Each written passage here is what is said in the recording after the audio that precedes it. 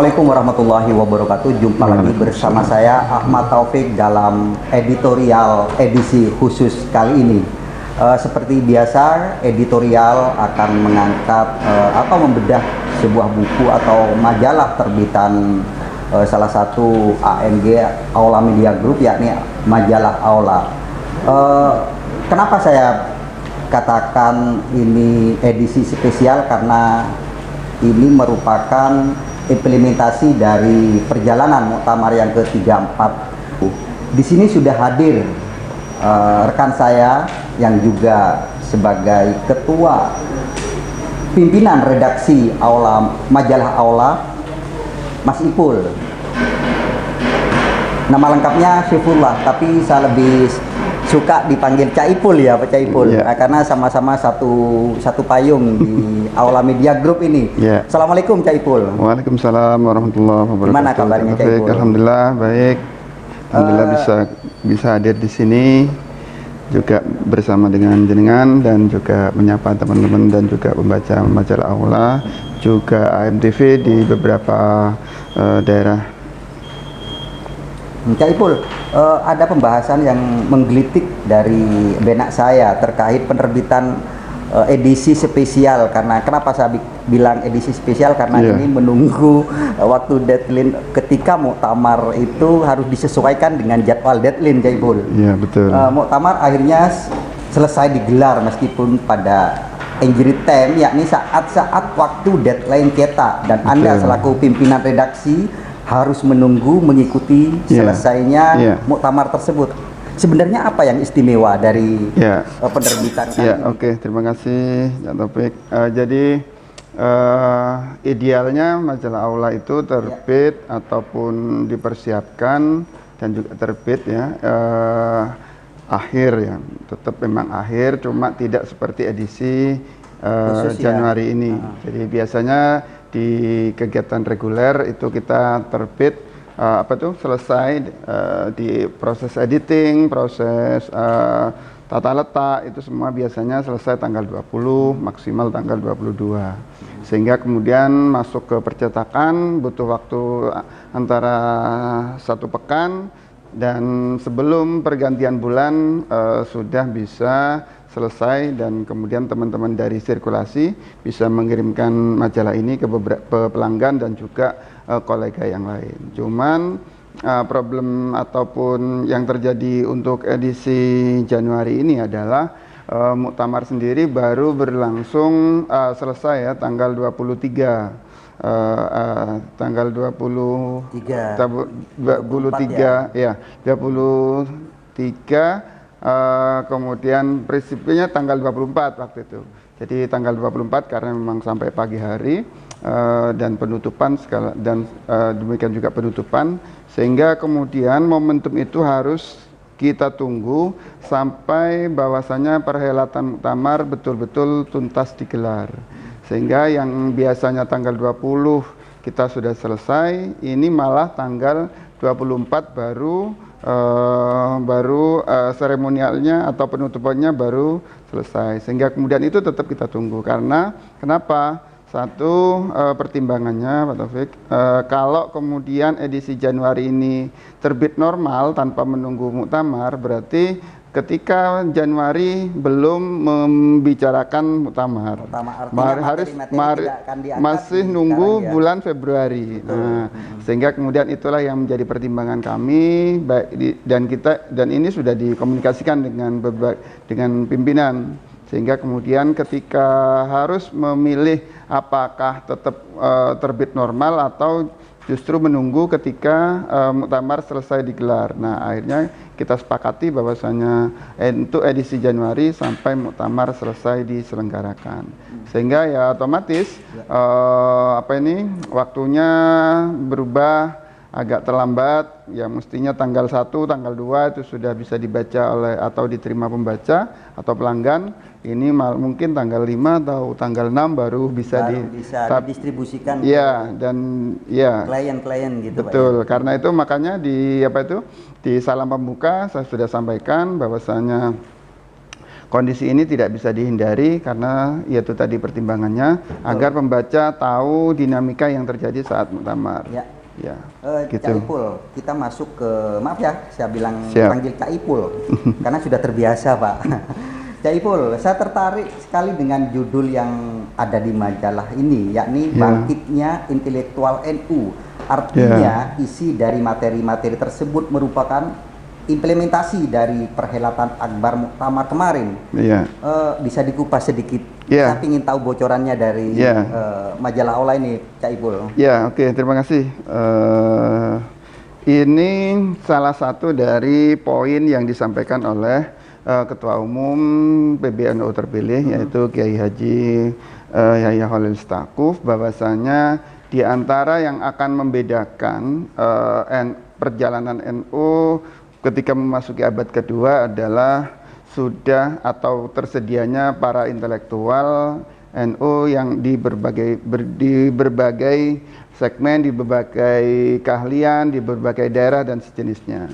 Jadi ini yang membedakan pandangan dari Gus Yahya terkait apa sih bedanya antara kebangkitan intelektual NU dengan akademisi umpamanya.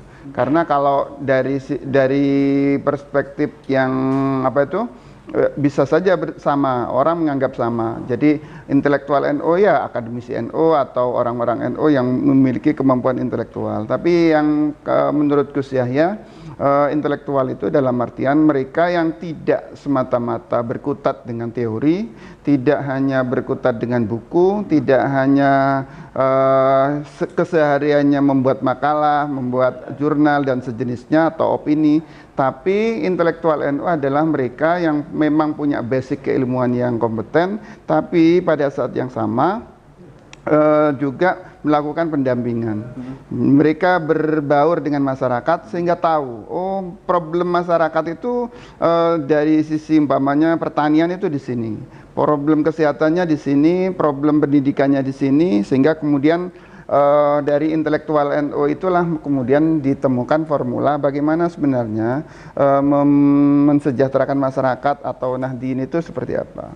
Nah, yang dimaksud sehingga kemudian tidak seperti yang mungkin ya Pak Taufik ya, tidak seperti yang mungkin kita rasakan saat ini. Banyak orang-orang kalangan akademisi, banyak orang-orang yang titelnya berderet, tapi ketika melihat atau menyelesaikan problem masyarakat itu masih gamang, masih belum ketemu formula terbaiknya. Itulah yang membedakan antara akademisi NU dengan akademisi maksud saya dengan intelektual NU. Jadi merekalah yang nanti akan mengawal ya kesejahteraan masyarakat itu seperti apa.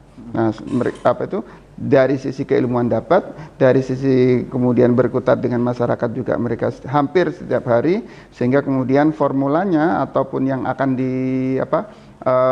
solusi yang diberikan itu akan sangat aplikatif. Betul. Gitu. Kalau kita flashback ke belakang dulu terkait dengan sosok, kalau dari tadi kan kita bicara masalah materi terkait dengan muktamar, kita sedikit flashback terkait dengan sosok Gus Yahya yang kemarin terpilih sebagai ketum PBNU periode 2021-2026. Menurut Gus Ipul Cak Ipul sebagai ketum dari maksudnya sebagai pimpinan redaksi dari majalah Aula ini, Cak Ipul.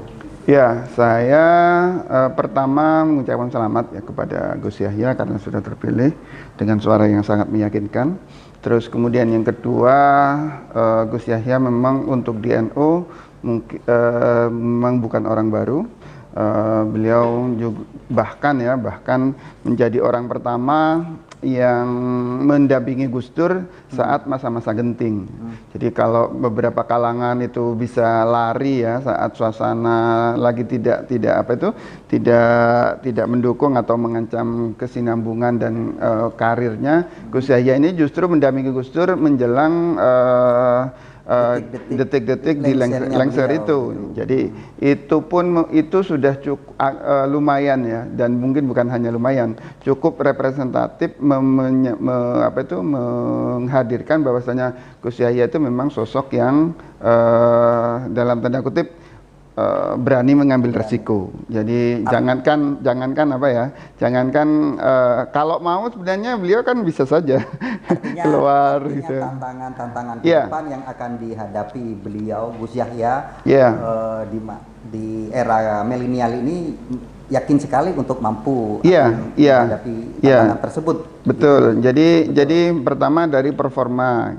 Terus kemudian barangkali yang mungkin sudah sangat akrab kita lihat bahwasanya Gus Yahya juga punya jaringan yang lumayan, yang sangat sangat luas, tidak hanya di dalam negeri bahkan juga sampai ke luar negeri. Kalau telaten ngikutin media sosialnya, kita akan tahu bagaimana kiprah Gus Yahya di Vatikan, berdialog dengan, artinya hubungan diplomatiknya ke luar negeri juga oke banget beliau gitu. Betul. Cak Ipul, juga kita balik lagi ke materi yang ada di majalah ini. Banyak yang tergelitik hati saya untuk membaca dari isi dari majalah ini terkait agenda besar muktamar tersebut juga ada di dalam majalah ini. Artinya perjalanan muktamar ke depan mungkin yang akan ditulis, dibahas di majalah ini, Cak Ipul. Bisa dikasih bocoran dikit? Iya, jadi kita hadir di muktamar Lampung cukup banyak ya. Saya sendiri datang, terus kemudian hadir sejak hari pertama sampai kemudian penutupan, pemilihan dan penutupan ya. Terus kemudian juga kawan-kawan mengikuti dengan seksama persidangan, baik itu di sidang komisi, Basul Masail, komisi organisasi, program, termasuk juga pleno ya, pleno penentuan ahwa, penentuan penentuan ketua umum. Jadi itu. Nah, yang kita bidik, yang kita potret di edisi ini adalah beberapa keputusan yang memang berhasil diputuskan saat itu. Sehingga kalau kemudian pembaca agak terlambat mengikuti karena memang datangnya majalah ini terlambat, itu menjadi istilahnya bisa sebagai referensi. Iya, artinya bisa tidak terlalu gelo, tidak terlalu kecewa karena memang menunggu sejenak dalam 2, 3 atau 4 hari, tapi yang didapat adalah majalah yang kemudian bisa mengcover hampir seluruh kegiatan selama muktamar itu berlangsung. Artinya keberadaan isi dari majalah ini juga di balik peristiwa itu juga ada hal-hal yang perlu diangkat kan gitu. Behind the scene katanya. di balik beritanya itu lah Cak Ipul.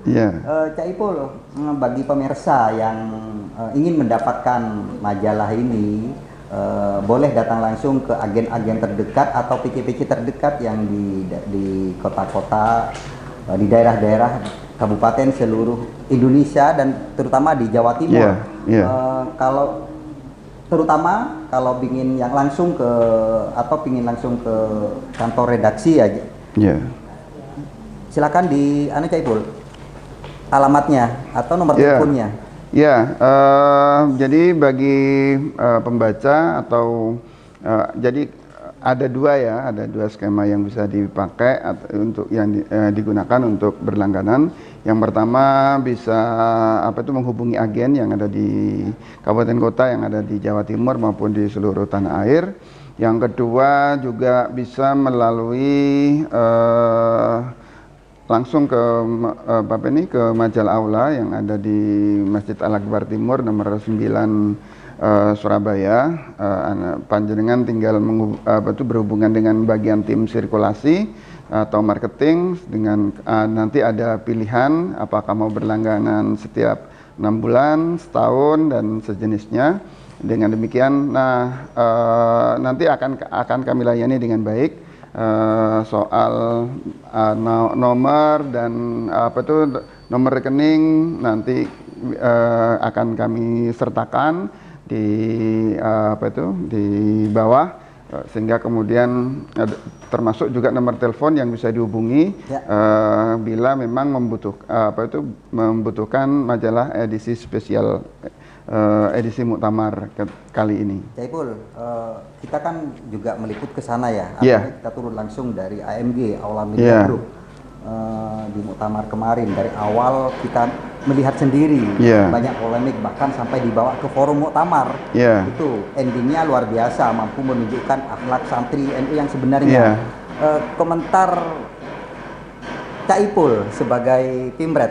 Ya, ya. Jadi memang kita tidak menampik kalau kemudian perhelatan Muktamar itu, ya pastilah akan mendapatkan sorotan dari berbagai kalangan. Orang ibarat apa itu? Orang sering mengatakan NU itu seperti perempuan cantik. Jadi bergantung kita bagaimana melihat dan kemudian mempersepsikan NU itu seperti apa. Nah, tidak sedikit yang memang gemar untuk mencari hal-hal yang berita-berita sensasional, sehingga kemudian ada banyak berita yang sebelum Muktamar digelar sudah mengarah ke A, B, C dan macam-macam.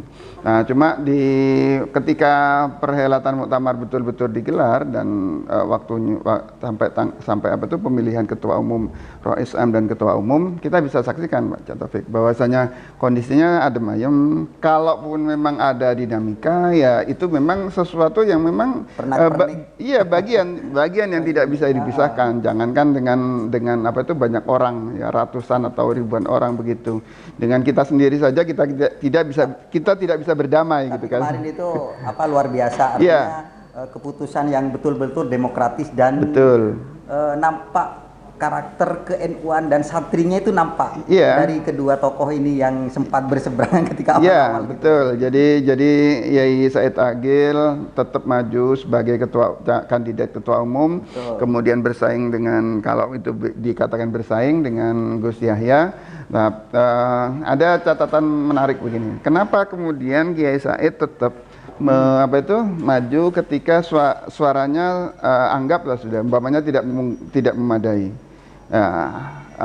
Hal yang perlu kita ingat adalah bahwasanya demokrasi itu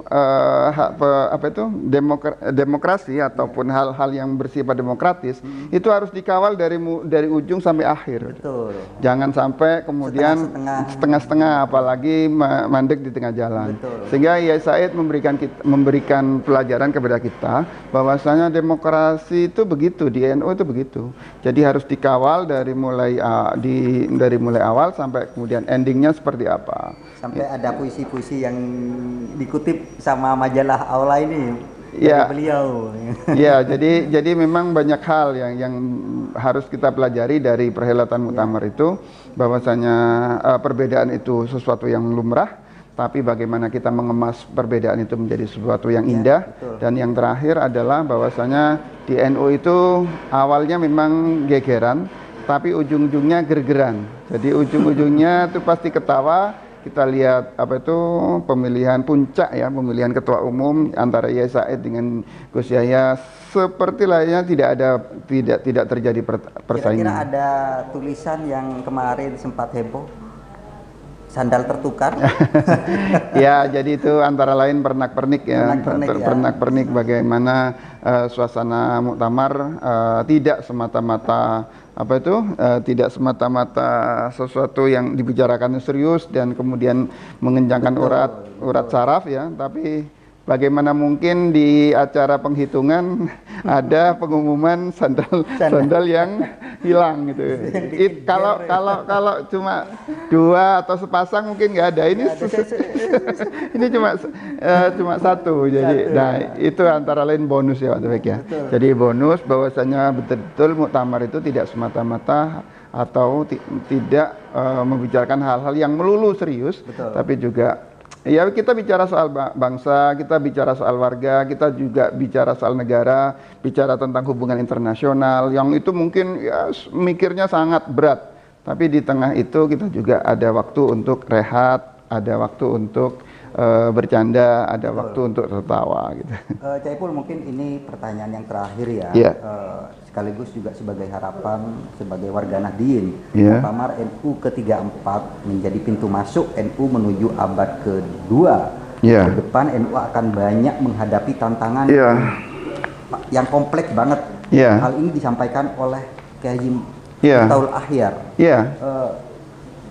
Kalau nggak keliru ada juga di tulisan ini, Iya, bisa betul. dijelaskan Pak? Iya, jadi Yai Miftah dengan kejernihan pikiran dan juga wawasannya yang sangat luas mengingatkan kita bahwasanya banyak tantangan yang harus kita jawab ketika NU sudah memasuki abad kedua. Yang paling kita tangkap sangat kita tangkap adalah keinginan ataupun harapan beliau agar NU satu komando. Nah, untuk bisa sampai kepada menjawab tantangan zaman, memberikan solusi dan sejenisnya, kuncinya barangkali kata Yai Miftah itu adalah komando. Jadi NU sudah memiliki struktur yang sangat rapi dari mulai PBNU sampai kemudian di tingkat desa atau pengurus ranting bahkan anak ranting.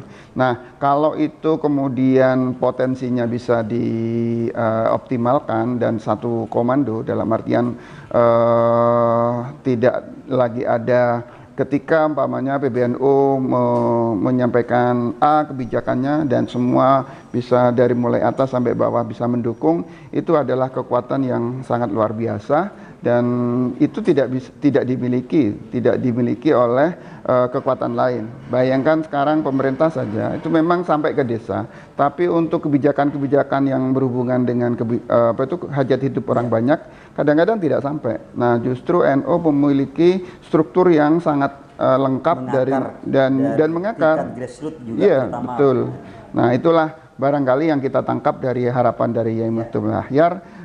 NU menghadapi tantangan di abad kedua, yaitu tadi di samping potensinya demikian luar biasa, tapi yang paling penting menurut Yai Miftah adalah bagaimana potensi dan yang segala yang dimiliki itu bisa dalam satu komando seperti layaknya tongkatnya Nabi Musa, tongkat yang disampaikan oleh Yai Sayyidina Khalil kepada Mbah Hasyim Asy'ari. Ya. Terima kasih Cak Ipul atas Siap. waktunya untuk Sama-sama. bedah editorial dari edisi khusus Ya. Majalah Aula ini. Semoga ke depan kami tunggu edisi berikutnya Siap. tentunya dengan penulisan-penulisan yang Berbeda. bermanfaat Ya. dari untuk kalangan warga Nahdien. Demikian tadi hasil perbincangan saya dengan pimpinan redaksi Majalah Aula. Saya Ahmad Taufik beserta kru yang bertugas pamit undur diri. Wassalamualaikum warahmatullahi wabarakatuh. Waalaikumsalam. Terima kasih Pak.